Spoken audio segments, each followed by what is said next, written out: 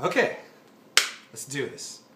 Hello and welcome to the first ever video of knowledge that I'm ever putting on the internet. My name is Malcolm Thyris and I'll be your teacher person for the rest of however long I plan on doing this. In case you're wondering what this is, I'm a student at the University of Virginia and a resident of the Brown Residential College on Monroe Hill, and this is a class that I'm taking. They let me teach a course however I want to on whatever I want to.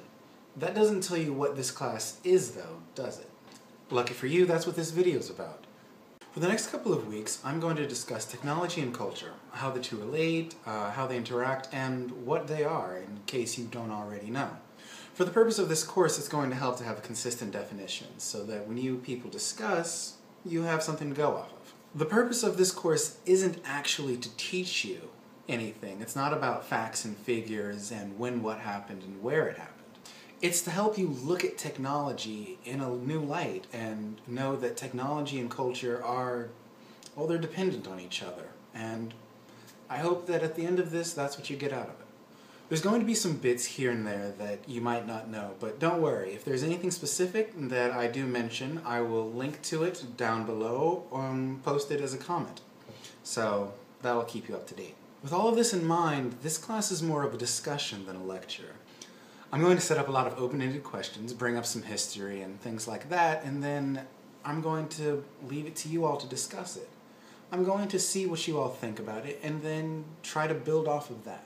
That in mind, a class isn't a class without students. I need you all to post comments, start a discussion down below, and tell me what you think about the words that are coming out of my mouth.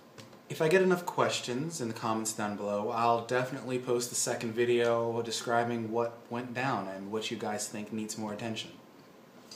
Now, the feature of this course is that it is mostly, almost entirely student-driven. I've got enough topics to talk about everything I want to talk about, but this class is going to be mostly about you and clarifying how everything that you believe is technology also relates to culture in a way that is codependent on each other. If you think the world needs to learn a little something about a technology that you know about, or you're curious as to how a technology relates to culture, once again, let me know in the comments down below and I'll get right to that. A couple of topics I've got in mind right now are technology and fashion, how technology builds fashion and how technology has in a way become a fashion. It's kind of weird, and I'll explain that as I get to it. Technology and art, and I mean art in the general sense of pictures and sound, and the combination of pictures and sound that we like to call video. And a couple more that I've got up my sleeve that I'd really rather hold on to until later just because of how awesome they are. I want them to be a surprise. But first and foremost, let me tell you what the first chapter of this study is going to be on. People like placing things into categories, and one of the most annoying categories is the generation. There's the silent generation, who are the people born during the Great Depression. There are the baby boomers, who were born directly after World War II. And then there's my generation, better known as Generation Z, or what I like to call the information generation. We are the people who were born and raised during the explosion of the internet.